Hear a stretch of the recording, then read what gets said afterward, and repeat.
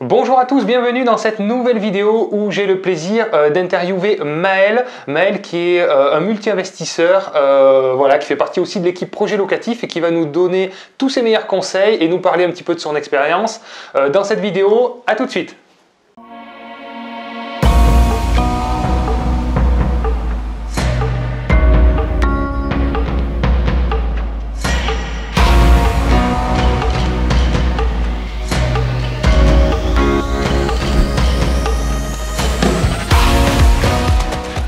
Bonjour à tous, bienvenue dans cette vidéo où j'ai le plaisir d'accueillir donc Maël, bienvenue. Merci beaucoup, merci de ton accueil sur ta chaîne du coup. Eh bien, avec plaisir, merci à toi aussi d'avoir accepté l'invitation. Avec plaisir. Donc Maël est un investisseur, il va nous expliquer un petit peu son parcours, qu'est-ce qu'il a fait, ses erreurs peut-être aussi, ses meilleurs conseils, voilà. L'idée c'est de faire bénéficier de ton expérience à la communauté et d'aider un petit peu tout le monde, voilà, à éviter de faire des erreurs, on en fait tous un peu au début, des choses qu'on fait, qu'on optimise mieux, tout ça. Donc je pense que même on pourra mettre des photos de tes projets, tout ça, on verra. Avec plaisir, oui. Donc si tu peux juste te présenter en quelques mots, juste savoir d'où tu viens, qui tu es, qu'est-ce que tu fais dans la vie, et voilà, qu'on puisse un petit peu te situer. Ok. Alors je m'appelle Maël Puot, j'ai 30 ans, je suis de la région bordelaise. Ok. Voilà, donc Bordeaux et la région bordelaise, campagne bordelaise, plutôt à 50 km de Bordeaux. D'accord. Voilà, dans l'entre-deux-mers exactement, pour ceux qui connaissent. Du coup, j'ai commencé, pour parler de mon parcours d'investisseur, j'ai commencé l'investissement immobilier il y a 5 ans maintenant. D'accord, ok. Voilà, sans aucune stratégie d'investissement, rien du tout. T'es lancé dans le grand bain. Je me suis lancé, alors dedans, mais au départ c'était pour un achat de ma résidence principale.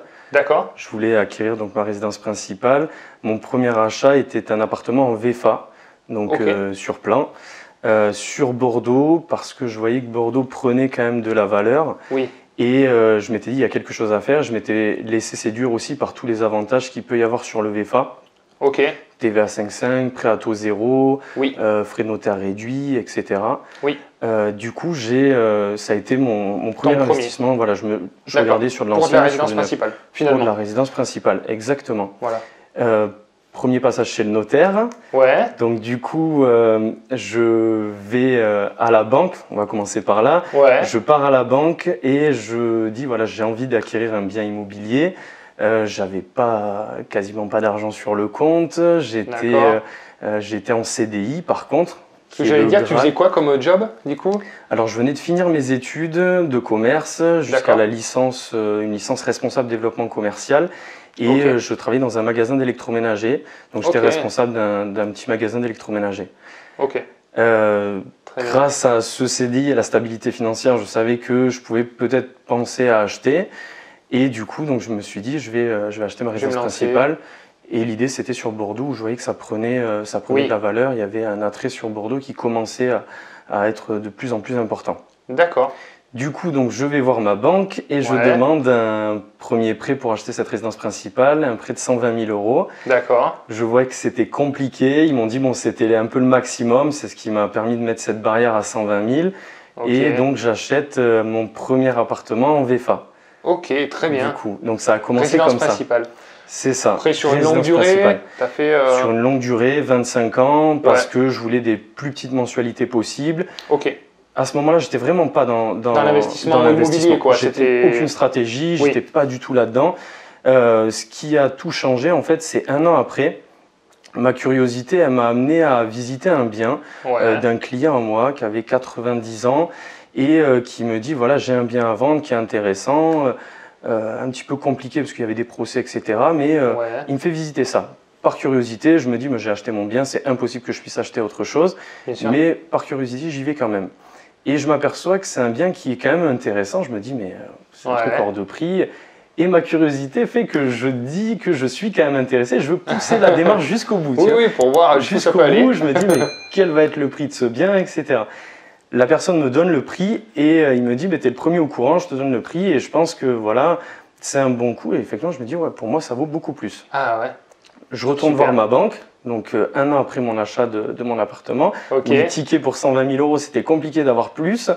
Et j'y vais avec un business plan comme on nous apprenait à l'école, où en fait j'avais évalué les risques, C'était un ancien corps de ferme en pierre apparente, au milieu de 15 hectares de terrain, divisé en 3 maisons.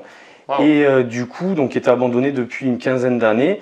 Donc il y avait des travaux. Je monte un business plan papier, je vais voir ma banque mais au culot. Ouais. Et je dis bon ben voilà, j'ai un plan, j'ai ça, je pense je peux investir comme ça peut me rapporter tant. J'ai évalué les risques c'est ça, ça et ça. Okay. La banquière rentre tout dans son ordinateur. Okay. Et elle me dit ok, c'est bon, on vous suit. Et là, je la regarde, je dis, mais. Je m'attendais pas à ça. Mais oui, je me dis, mais attendez, donc je m'arrête, je marque un temps de pause et je lui dis, mais il y a un an, pour 120 000 euros, c'était compliqué. Oui. Et là, on parle de 270 000 et vous me dites, ok, comme ça. Et elle me dit, ben oui, regardez, elle tourne son écran, elle me montre les voyants ouverts et elle me dit, mais vous avez évalué les risques, c'est rentable, c'est de l'investissement locatif, c'est totalement différent. On prend en compte les revenus. Donc, exactement. Okay. Et là, je dis, mais ok, super. Incroyable. Elle me dit, on y va. Je dis, ok, on y va, c'est parti. Wow, génial. Et là, je pars, donc je mets un premier pas dans l'investissement immobilier. Je me rends compte que c'est intéressant, je pars dans des travaux. Et là, je me fais en fait toute mon expérience à partir de là. Et là, donc, je prends la fibre de l'investissement et je ne me suis pas arrêté depuis 5 ans. Donc, j'ai acheté des maisons, des appartements, des immeubles, des locaux commerciaux, des garages, etc. Super. Voilà. Ah, tu t'es vraiment diversifié après, quoi. En fait, je pense que j'avais l'envie et besoin de connaître un petit peu toutes les différentes formes d'investissement. Quand on commence à s'y pencher, en fait, je voulais tester à tout. J'entendais plein de sons de cloche et je voulais me faire mes propres expériences là-dessus. Ouais, très bien. D'accord. Donc le premier projet, tu as fait, parce qu'au début, tu t'es quand même, le premier, il était quand même un peu compliqué, quoi. C'était avec des travaux, tout ça, il y avait beaucoup de travaux à réaliser. Le gros avantage de ce bien, c'est qu'en fait la division était déjà faite, mais il y avait des travaux. J'avais pas du tout la gestion des travaux, j'ai fait beaucoup d'erreurs. Donc c'est pour ça que je pense que l'importance de se former, de suivre des vidéos quand on commence et d'être bien accompagné. Ouais, tout à fait. J'ai fait beaucoup d'erreurs sur les travaux, sur la fiscalité, etc. Et on peut dire un peu les erreurs justement pour aider, qu'est-ce que les choses que tu ferais différemment. C'était quoi les principales erreurs? Alors les erreurs, c'est un budget travaux qui a été sous-évalué. D'accord, ok. Première chose déjà, largement sous-évalué. D'accord. Je m'étais dit, je pense que beaucoup de personnes peuvent penser aussi comme ça et c'est se dire bon ben non mais ça coûte pas cher de faire soi-même ou ça, non, mais ça coûte pas cher. En fait, il ne faut pas sous-évaluer les travaux. Les travaux, ils peuvent être importants et il vaut mieux qu'ils soient dans l'enveloppe de crédit au départ que de devoir les après, c'est compliqué sinon. C'est ça. Donc toi, parce que pour te positionner, tu es obligé d'évaluer sans devis. En fait, sans expérience. Sans expérience, donc c'est là où ça peut être un peu compliqué. Effectivement, avec l'expérience, on arrive à évaluer après les travaux plus précisément. Bien sûr. Mais au début, du coup, pour se lancer, tu as évalué comme ça, et puis c'est parti. Puis finalement, quand tu as reçu les devis, c'est ça où tu t'es rendu compte qu'il en manquait un peu, quoi. Oui, et puis il y avait des devis que j'avais pas, il y avait des choses qu'il y avait à faire que je n'avais pas anticipé, même si j'avais quand même été prudent, j'avais fait venir des professionnels, mais il y avait des choses que voilà. Ouais, avec le temps on mûrit, on voit différemment. C'est ça. Donc ça, c'est vrai que les travaux, première erreur. Deuxième erreur, c'est négliger sa fiscalité. Oui. Donc là, la petite anecdote, ça a été que ce premier bien, première année, donc j'investis dans premier investissement locatif, je rentre des loyers. Première année, je me dis, mais je gagne encore plus d'argent avec les loyers. Et en plus de ça, je paye plus d'impôts. Oui. Je dis, mais c'est génial grâce au déficit foncier. Déficit foncier, excellent. L'immobilier, waouh, c'est super. Ça donne envie de claquer. Ah mais ouais, on se dit, mais c'est jackpot. Première année, ce qui est bien, c'est qu'avec le déficit foncier, vous avez le droit d'imputer sur vos revenus globaux, vos revenus de salaire, 10 700 euros. Donc effectivement, quand on gagne 2-3 000 euros par mois, on passe d'un revenu imposable à non imposable. Donc c'est vrai que c'était ça. Et en plus de ça, les revenus fonciers ne sont pas imposés puisqu'ils tombent à zéro. Oui, exactement. Donc c'est ça, je ne payais pas d'impôt sur les revenus fonciers qui pouvaient rentrer avec cet investissement et je ne payais même plus d'impôt sur mes revenus à moi perso de salarié en fait. Je me dis mais waouh, l'immobilier c'est génial. Plus d'argent à la fin du mois, C'est ça, sauf que deuxième année je me fais allumer et là je me dis bon Mel, il y a quelque chose que tu as on a raté. Tu as loupé.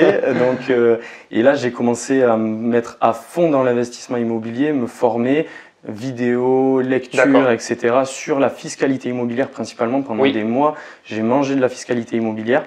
Et là, je me suis aperçu que j'avais fait pas mal d'erreurs, que le bien, mais il fallait pas forcément investir comme ça. J'ai pu corriger certaines choses, notamment en passant sur des statuts fiscaux plus intéressants comme le LMNP, dont on entend beaucoup parler d'ailleurs. Très bien. Et après, ça m'a permis pour les autres investissements qui ont suivi d'optimiser ça. Ouais, tout à fait. Donc, ouais, c'est important. Hein. La fiscalité, il faut savoir l'anticiper, il faut la connaître. Et, ouais, parce que c'est ce qui peut manger un peu tout le projet, le cash flow, nous mettre en difficulté et pour certains même arriver à des fois revendre des biens en catastrophe parce que la fiscalité peut devenir vite écrasante au fur et à mesure du temps où on a de moins en moins de déductions à faire et donc les déclarations de plus en plus importantes. Et bon, là c'est vraiment tout ce qu'on ne veut pas. Donc je vous encourage à anticiper la fiscalité, l'imposition et si vous ne savez pas faire, allez voir un expert comptable, allez voir quelqu'un qui vous donnera des perspectives justement sur votre fiscalité, quoi. Voilà. Ouais, c'est d'ailleurs ce que j'ai fait, c'est qu'en fait après avoir passé plusieurs mois de formation, enfin d'auto-formation en fiscalité immobilière, le problème c'est qu'on entend de tout et n'importe quoi et du coup donc j'avais pas mal d'idées, je voyais les choses beaucoup plus claires. Mais après, j'ai pris une expert comptable qui m'a permis de confirmer tout ce que je pensais et avec qui maintenant je bosse sur tous les projets. D'être bien accompagné, très important. D'accord. Bon, pas mal de bons conseils là. Ouais. Ok, et donc après, ça c'était le premier projet. Donc après, tu as enchaîné maison, appartement, locaux commerciaux. Oui, en fait, on va dire qu'en 4 ans, en fait, les 4 ans qu'on suivi juste après ça, je suis passé à une vitesse plus importante. Où au début, j'ai acheté donc via une SCI 2 maisons parce que je commençais à comprendre les mécanismes, etc. Petit investissement et en fait, j'ai vite compris que l'immeuble de rapport, on entendait parler d'immeuble de rapport dans les formations que j'avais pu faire, etc. Que les vidéos que je pouvais voir, c'est qu'en fait je me disais mais l'immeuble de rapport, on gagne en fait, il y a une économie d'échelle qui peut être faite au niveau des travaux, de l'investissement, il y a une toiture pour plusieurs logements. J'ai vite compris que quand on divisait une surface, on avait une rentabilité plus importante. Donc je me suis penché sur l'immeuble et c'est là où j'ai commencé à acheter donc un immeuble, 2 immeubles, 3 immeubles du coup, dans lesquels il y avait pas mal de ça choses. A bien enchaîné là. Ouais, donc SCI, SCIR, IS, en fait j'ai pu goûter un petit peu à tout. Et location nue, location meublée. Voilà. Et après, j'ai les deux. J'ai les deux. J'ai de la location nue, j'ai de la location meublée longue durée, location meublée courte durée. D'accord, très bien. Du coup, donc, tu as mixé les modes d'exploitation, tu as mixé les biens. Donc là, vraiment, tu as une cartographie. Je veux dire, s'il y a un changement d'un côté ou d'un autre, c'est bien parce que c'est diversifié finalement. Donc c'est très sécurisant. L'idée c'était ça. Et là je vais rebondir sur ce que tu viens de dire quand tu dis sécurisant, c'est qu'en fait actuellement avec cette histoire de Covid que tout le monde subit, je vous avoue que quand j'ai commencé à goûter à la location meublée courte durée, je me suis dit waouh, la rentabilité elle est intéressante parce qu'un bien qui peut être loué 600 €, il va être loué le double par mois, donc c'est top. Par contre, à un moment donné, je me suis dit, mais peut-être mettre tout justement en location courte durée, ça donne envie, évidemment.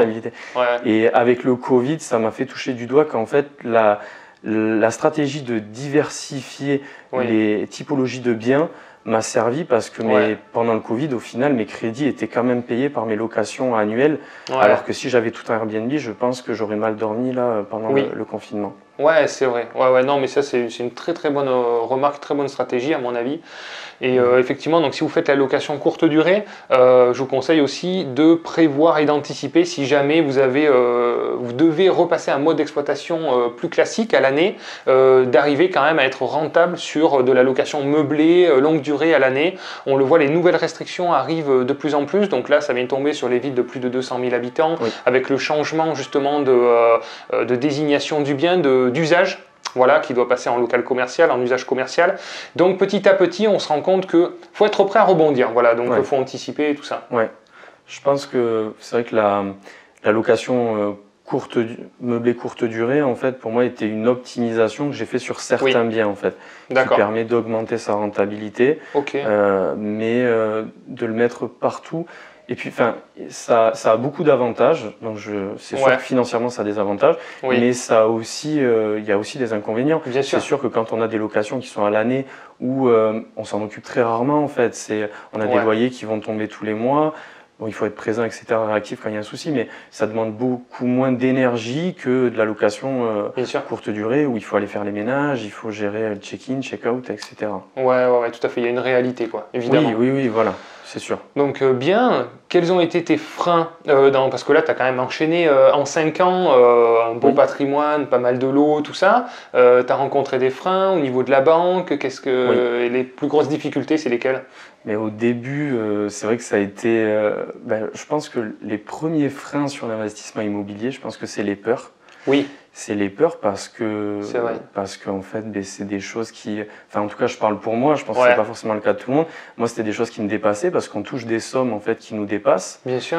Je pense que voilà, ma famille, quand j'étais petit, mes parents ont toujours été locataires, donc j'ai pas baigné dedans. Et oui, bien sûr. C'est quelque chose qui m'était totalement inconnu, donc d'aller chez un notaire, pour moi, c'était quelque chose d'un petit peu flippant. Bien sûr. Se dire qu'on touche à des sommes qu'on peut pas rembourser comme ça du jour au lendemain. Ouais, c'est impressionnant. Au début, moi, je sais que j'en dormais pas la nuit, quoi. Les premiers, ça travaillait, ça tournait, ça tournait, ça tournait. Ouais.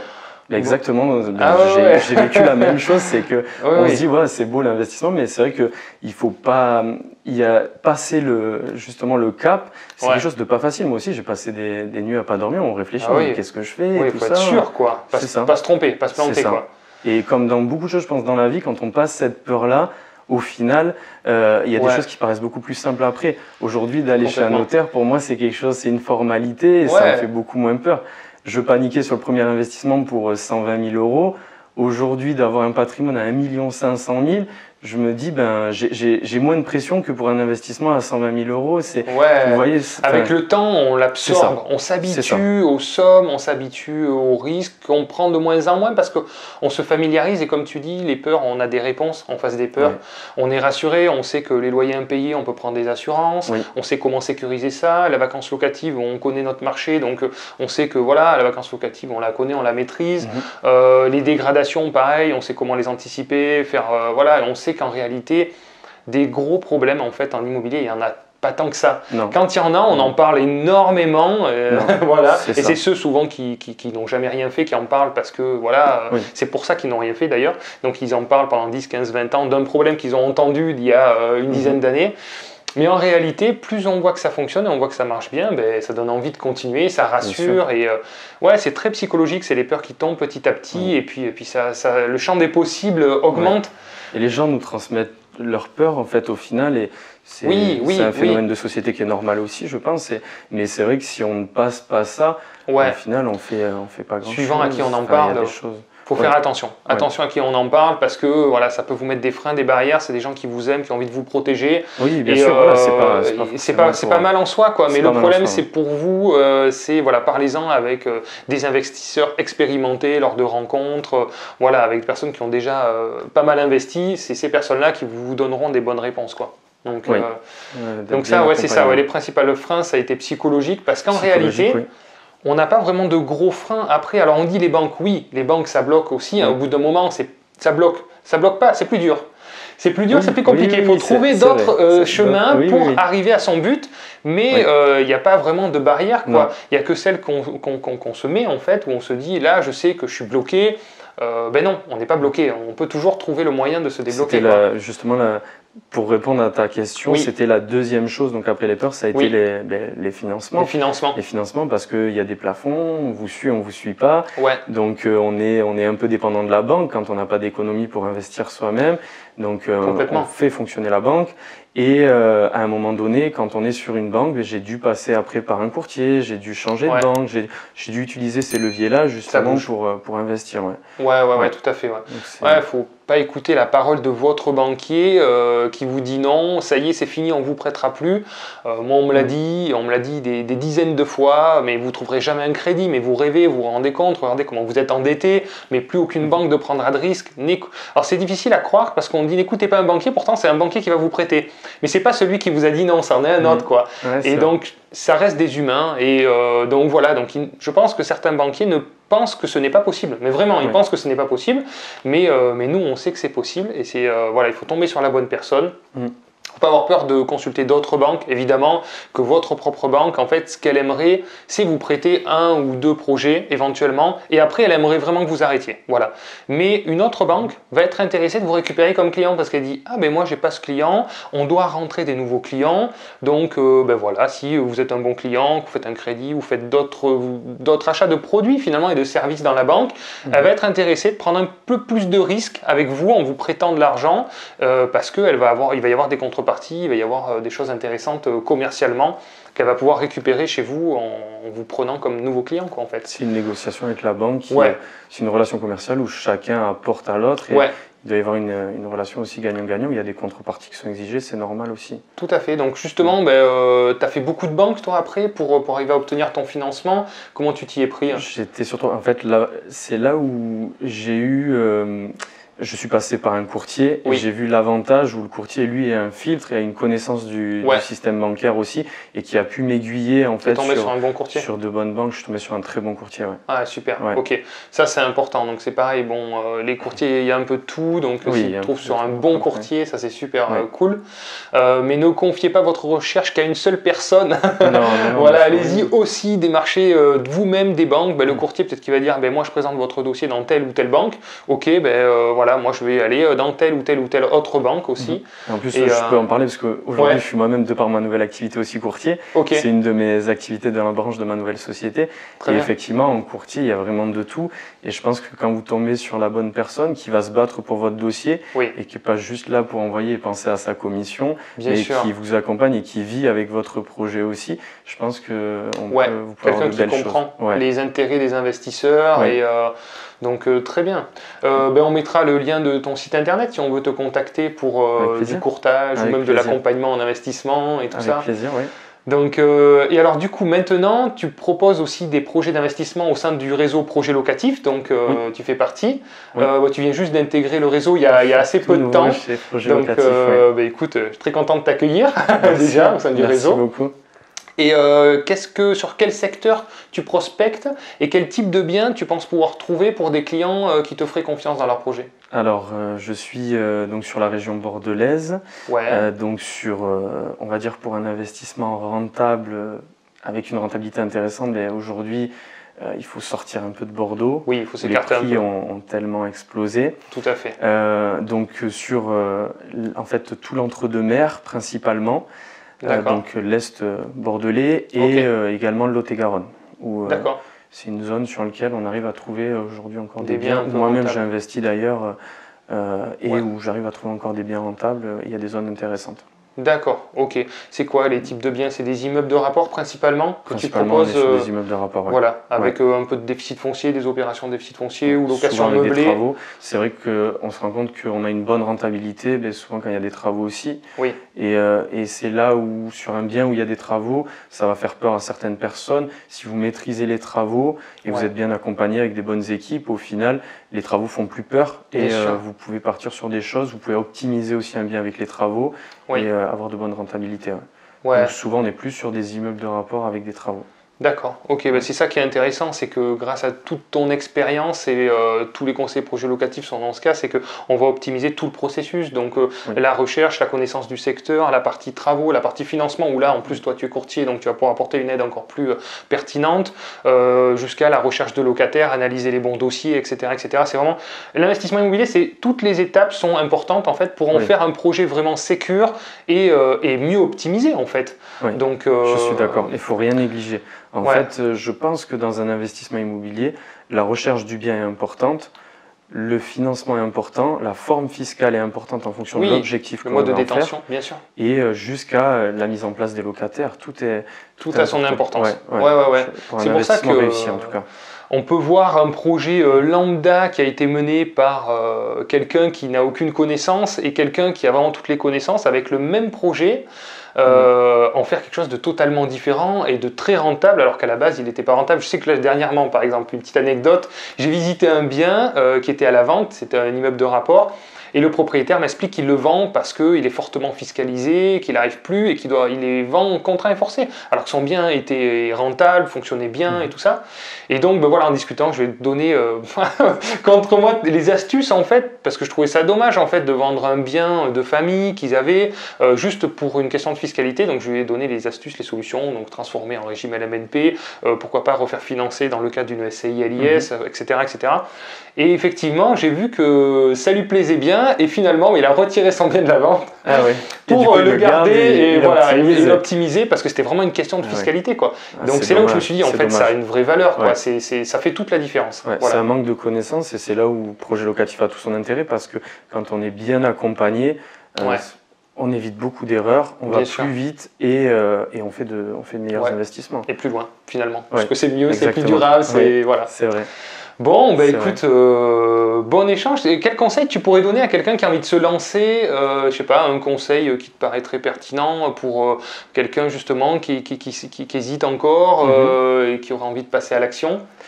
Alors je pense que l'étape de formation et justement les vidéos que tu peux faire, parce que j'ai suivi un petit peu, elles sont très bien, c'est très clair, en plus on apprend énormément de choses, donc c'est hyper utile si quelqu'un veut se lancer, c'est déjà se former pour éviter pas mal d'erreurs et arriver avec les bonnes armes. Être bien accompagné, d'où l'intérêt en plus de projets locatifs, voilà, d'être bien accompagné et de voir, je reviens au conseil que je viens de dire juste avant, et ce qu'on me parlait, c'est de voir un projet dans sa globalité. Et il ne faut rien négliger en fait. Il faut vraiment tout analyser. Pour pouvoir être rassuré, il faut arriver à avoir des réponses à chaque fois, quoi. Donc soit vous avez un interlocuteur qui va pouvoir vous les donner, soit il faut que vous les trouviez par vous-même, par le biais de recherche. Avec sur Internet, il y a beaucoup de réponses. Donc on peut trouver aussi toutes les informations nécessaires, mais ne laissez pas une question dans le vide, quoi, ou dire ah mais ça je le traiterai plus tard, je verrai plus tard, parce que malheureusement, plus tard c'est un peu dommage, quoi. Quand on a acheté sous le mauvais statut, par exemple, si on veut changer le statut, il faut souvent se repasser par les frais de notaire, etc. Ça peut être compliqué, quoi. J'aimerais donner un autre conseil aussi important qui peut paraître paradoxal, en fait, c'est que là où, quand on commence à investir dans l'immobilier, on va se mettre quelques freins, on se dit je vais commencer par quelque chose de petit, et au final, quelqu'un qui va acheter, je dis pas, c'est pas une mauvaise stratégie, mais on va acheter un bien, un appartement qui va être mis en location. Le risque en fait est porté sur une location, une seule rentabilité, et au final, au fur et à mesure d'avancer dans les investissements, j'ai appris que d'avoir plusieurs biens, un immeuble avec une multitude d'appartements par exemple, ou plusieurs appartements, le risque est moindre, contrairement à ce qu'on pense. On se dit, mais plus on en a, plus c'est risqué, mais au contraire, en fait, plus on en a et qui sont bien gérés, au final, on a moins de risques. Et sur un bien où, dans l'expérience, une SCI où on a eu des soucis, on a dû prendre sur une autre SCI en fait pour injecter de l'argent. On arrive à, voilà, il y a des solutions et je me dis que si on n'avait pas j'aurais pas eu d'autres biens pour on va dire mettre un pansement à un moment donné, je pense que j'aurais pu me retrouver dans des situations délicates. Alors qu'au final, c'est ça, et plus on en a, et plus c'est sécurisé. Alors il faut... Bien sûr, complètement. C'est contraire un peu à ce qu'on pourrait penser. Oui, on a l'impression que c'est un risque important parce que plus on achète, plus on a de risques. Mais en fait, non. C'est-à-dire que moi, je l'ai concrétisé par le fait de ne plus souscrire d'assurance de loyer impayé. Avant, je voulais tout sécuriser. Je me disais, si j'ai pas ce loyer-là, moi, avec mon salaire, ça va être compliqué pour compenser. Donc, je sécurisais tout, assurance de loyer impayé, là. Et maintenant, je fais bien sûr la garantie Visal qui est gratuite parce que ça serait dommage de s'en priver. Je demande des garants quand c'est possible. Mais je ne paye plus une assurance de loyer impayé parce que j'ai la capacité à digérer les problèmes sans souci. J'ai eu un impayé, effectivement, dans le lot, ça se sent même pas passer, quoi. Voilà. Donc, effectivement, et je me rends compte que c'est extrêmement rare. Et donc, finalement, c'est sécurisé. Plus on en a, plus on est sécure. Et puis, de toute manière, plus le temps passe, plus on capitalise, plus on peut faire front à ce qui se passe et tout. Donc voilà. Bon conseil. Très bien. Ben écoute, merci pour cet échange très intéressant. J'espère que ça vous a plu. Si ça vous a plu, je vous invite à mettre un petit like, ça m'aide, c'est très sympa à vous. Merci beaucoup. Si vous n'êtes pas abonné, abonnez-vous, je vous donne tous mes conseils. Vraiment, c'est gratuit, c'est cadeau, donc profitez-en. Merci d'avoir regardé la vidéo, sinon, et puis je vous dis à très vite pour une prochaine vidéo. Merci, ciao ciao.